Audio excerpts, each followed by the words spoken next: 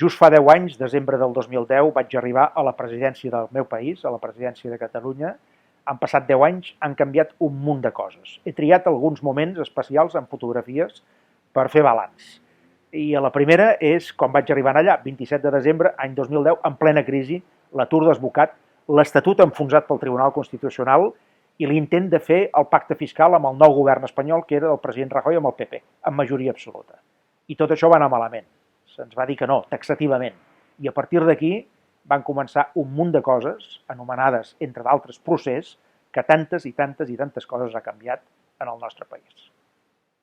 La segona foto triada veig que és l'Helena i jo anant a votar el novembre de l'any 14.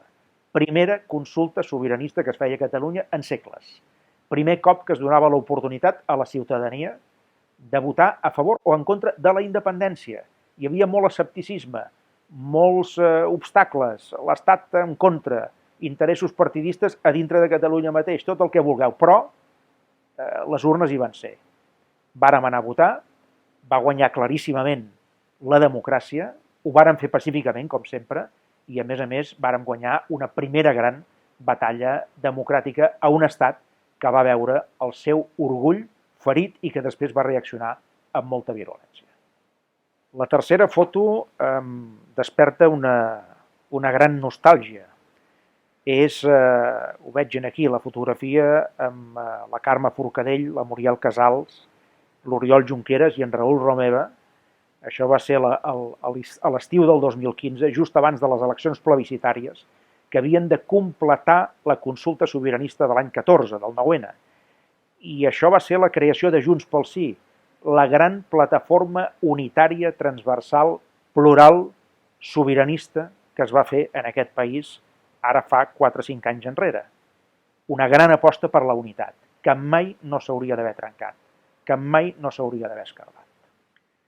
La quarta foto no m'agrada tant, sincerament. Em veig davant del Tribunal de Justícia a Catalunya declarant jutjat, finalment condemnat, inhabilitat, perseguit econòmicament, junt amb companyes i companys de l'època.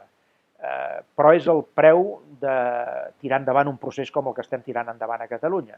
El preu d'assumir aquesta repressió, que mai és agradable, que no té cap sentit, no té cap sentit que l'estat espanyol hagi triat la via judicial per respondre a un repte democràtic, pacífic i polític, com és el procés sobiranista, però les coses són així, vàrem assumir aquest preu i, òbviament, amb determinació i amb convicció de que havíem d'anar endavant.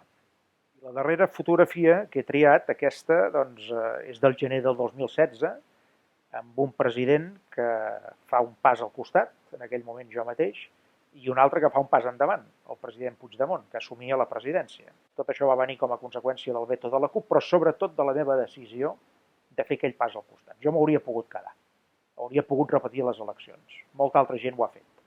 Però vaig tenir clar i ho havia de demostrar, ho havia dit moltes vegades abans, aquest cop ho havia de demostrar en fets, que primer és el país, després el partit i finalment la persona. I jo em vaig trobar en una situació en què havia de demostrar que això era exactament així. Primer el país, després el partit, finalment la persona. I per això vaig marxar, per donar un missatge clar en aquest sentit, que un projecte sempre és molt més important que qualsevol persona, per rellevant que aquesta persona sigui, per rellevant que sigui la posició que ocupa.